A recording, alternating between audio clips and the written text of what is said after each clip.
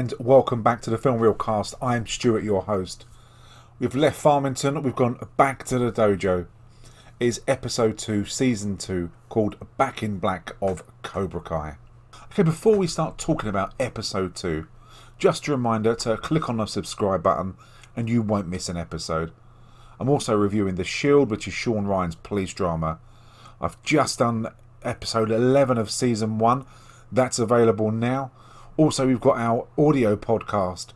We've just done Halloween, which by the time you've watched this video, it should be available. Next up, we're doing 1987 cult classic RoboCop. Absolutely brilliant. I cannot wait to get back to this podcast. That will be with James. We've also got Neil, the new addition, and Paul as well to the podcast. So you'll get 4 different opinions on this cult classic sci-fi film.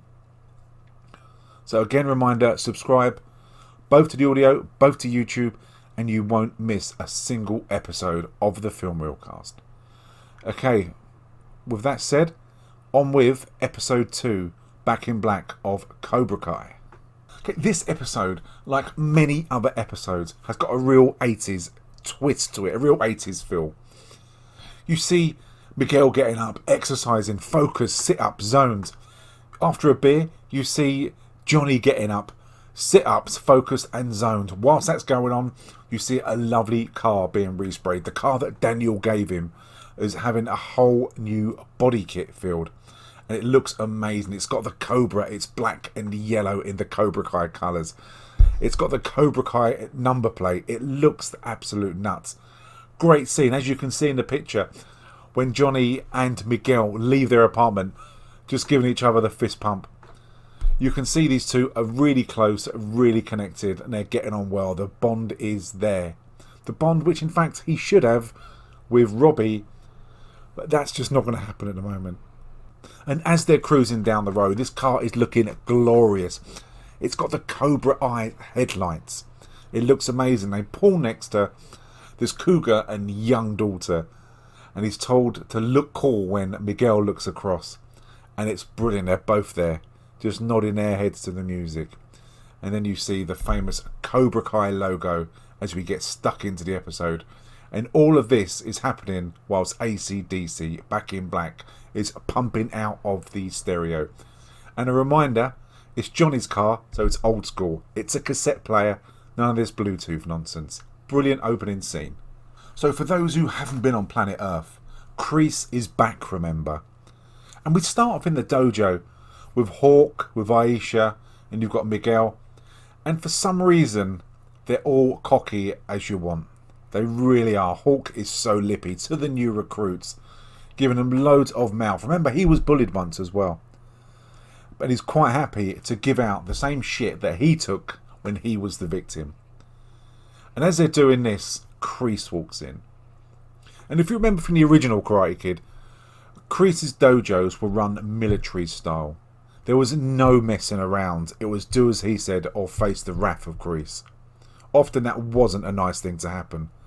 And he looks at these geeks, these wimps, who are just standing in the dojo talking, and he's disgusted. You can see the look on his face that he rolls his eyes and thinks, Jesus, what has actually happened? And when Johnny comes out, you can see on Johnny's face he's horrified to see Kreese back. Because Johnny's in a good place. Yeah, these people aren't the kind of people who were in Cobra Kai when he was younger. But they're nice kids and they're giving no problems and they're learning. Remember, Miguel's just won the All Valley tournament. But with Kreese's presence, it adds a new pressure. He possibly feels like it needs to be more military, more of a regime, like it was when Kreese was his sensei. And he gets Miguel to warm everyone up. And as they're going through the kicks and the punches, of all the people, Aisha starts pissing about and does this stupid thing, this cobra fist. And it embarrasses Johnny, and you can see that he's embarrassed. You've got Kreese watching on. Excuse me, you've got Kreese watching on, horrified, disgusted that Johnny is letting this go. And this would not happen in the days where he was running the dojo. And Johnny is just embarrassed. If there was a hole, he would jump in it now. And you can see the look on his face that he's embarrassed and that Kreese is pissed. So Johnny flips his shit and shouts at him that you think you're special, you think you're great, you're nothing. And he orders them the next day to make themselves available about 5 o'clock in the morning to shift cement. It sounds like hard work, but what Johnny's got in mind is a lot more extreme. So this episode, you'll see, will run kind of in tandem with what Johnny wants to do. It's the same as what Daniel wants to do with Samantha and Robbie. Because you see Samantha and Robbie at the Miyagi dojo. And what he does, he's got a circle. And he wants Samantha and Robbie to enter this circle, which is quite close. And to do the same moves like a kata.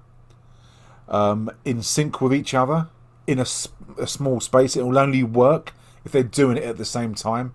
And it relies on both coordination for both Robbie and Samantha. Something that they're not very good at, and it isn't working. So whilst at the garage, Daniel sees this tyre spinning around that gives him an idea of in the garden, the round circle, the wooden circle. Obviously it's a round circle because it's a circle. But the wooden circle that's floating in the pond, for both of them to stand on that and use the counterbalance from each other to move at the same time. If they're moving at the same time, it should remain equal. And admittedly, it fucks up and they do end up in the water quite a lot. If it was me on there, it would end up at an angle like that. And the person who was at that end would be about 30 miles probably down the road. But they try and work it out. And it's kind of a give and take from both of each other. But they do start to coordinate. And they're not only coordinating in their moves, I think they're coordinating in their feelings for each other. And you can tell the way that Samantha looks at Robbie, that there is still that spark there. And that's the way they're looking. And you can tell Robbie feels the same way, because the moment Samantha's on the phone to someone, it turns out it's Miguel using Aisha's phone. Samantha feels she's got to explain to Robbie, oh, that was Aisha, but it was Miguel using her phone, and I didn't realise. And he's pissed off with it, and you can tell by his face. But he says, it's not for me to say you can speak to who you can't. So there's the indications there are feelings, which is going to develop, which is going to explode into something between Robbie and Miguel. Because they've still got that fight there, which is a dirty fight. And I think Robbie's going to look for revenge, and at some point he's going to get it. So you see the kids the next day, the students of the Cobra Kai dojo. And they're meeting up, and they're carrying bags of concrete, they're mixing concrete, and it does look like hard work. And even Kreese has no idea what Johnny's got planned.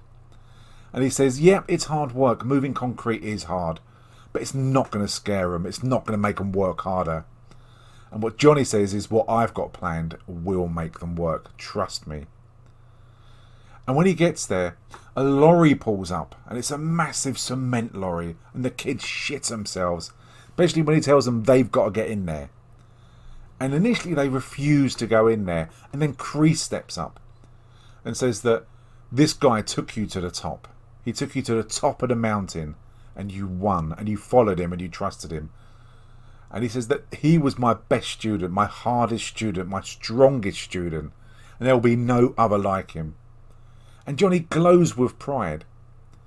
But I'm not sure whether that is Kreese, who's really manipulative, saying those words, hooking Johnny back, and trying to gain his favour so in the end he can take over the dojo. Because Johnny can be manipulated. He didn't have a father figure.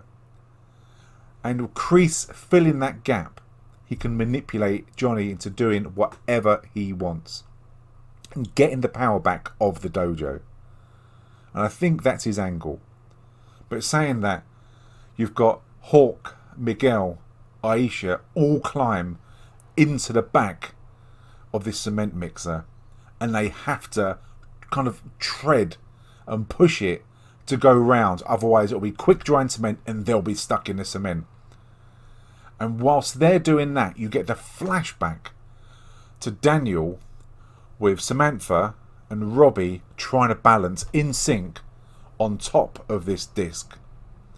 And it's not working. And you know what will get it working? That's right, you've said it. a fucking montage.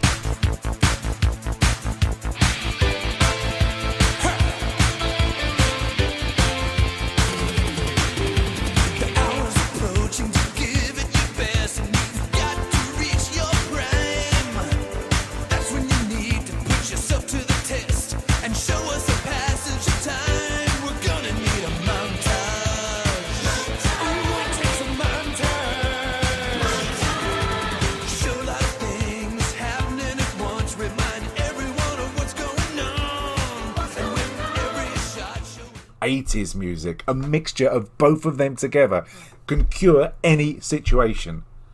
Why aren't the governments around the world getting the vaccine together whilst playing a montage, whilst playing '80s music? AC/DC, Poison, something like that. That will cure COVID from all over the world. But that's what happens. They managed to turn around the cement mixer. They managed to stand on this disc and do their karate moves in sync without falling in, all because they've got a montage. So we see Robbie in the evening laying at home on his own, and his mum comes home, and it's dark, and he thinks it's an intruder, and he kicks the boyfriend right across the room in the chest. It's a superb kick. And it turns out that his mum has got a brand new boyfriend. Remember, she has boyfriends like hot dinners. They change all the time. And she says, I'm going away on holiday. He's taking me away. And you're going to be on your own. And she doesn't give a shit about Robbie. And Samantha discovers this and tells Daniel. And Daniel turns up at Robbie's place and says, you can stay with me. It's not right you should live on your own. If you want to train with me, you'll be part of our family. You can stay with us. But when he mentions this to Amanda, she says that, I know the mum's going away, but he does have a dad. So Miguel goes to Johnny's place to drop off some dinner that his mum's cooked. And he lets himself in the apartment, which isn't unusual because they're very close and they're neighbours. And whilst he's in there, he sees on the fridge a picture of Robbie.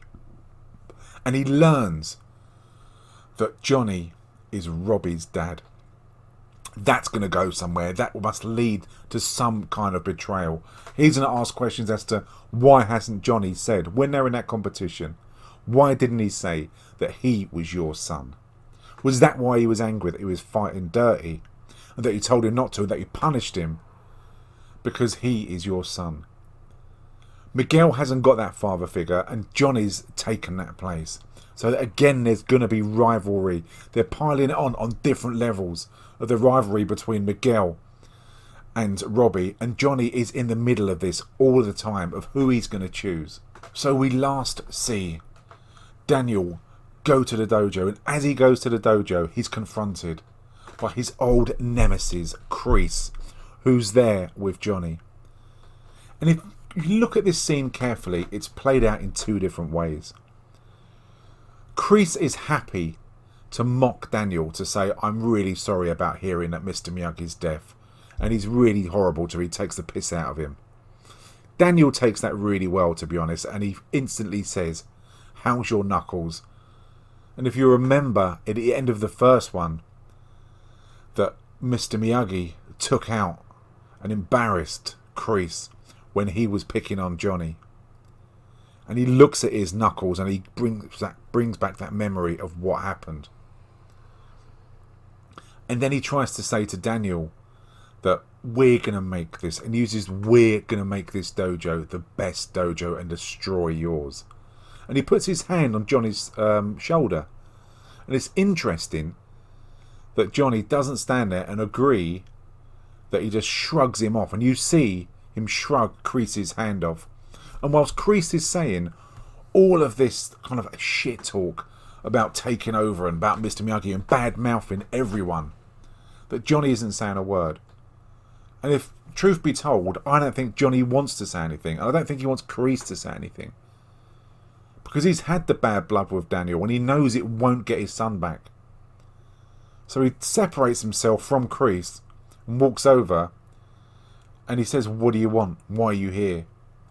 And because Daniel has been kind of verbally attacked by both of them, he says, I was going to ask you a question, but I've already got my answer.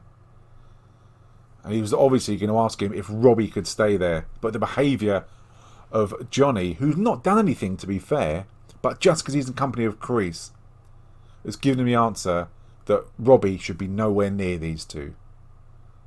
And that's the way it ends. And it's a good episode.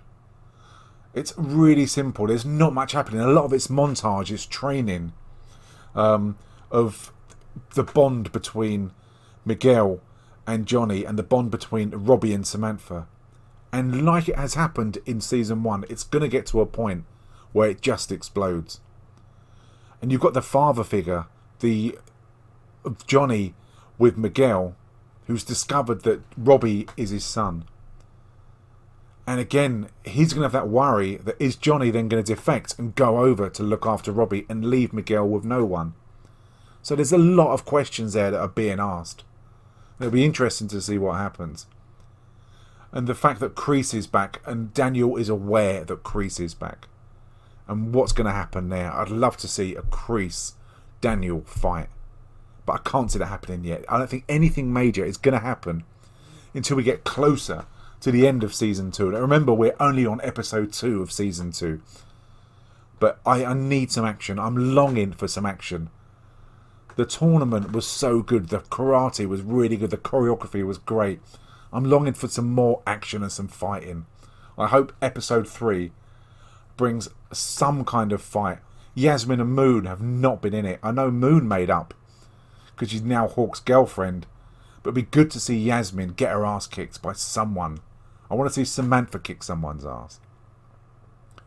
But that was episode 2, season 2 of Cobra Kai. And if you enjoyed that, remember I've got all of season 1. I've got all of The Shield that I've been reviewing. And we've got the audio podcast as well. The links will be coming up in a minute. You can click on the links and that will take you to The Shield. And that will take you to season 1 as well. Okay, I'm Stuart and this has been the Film Reelcast. I hope you've enjoyed watching. And join us next week for The Shield and Cobra Kai.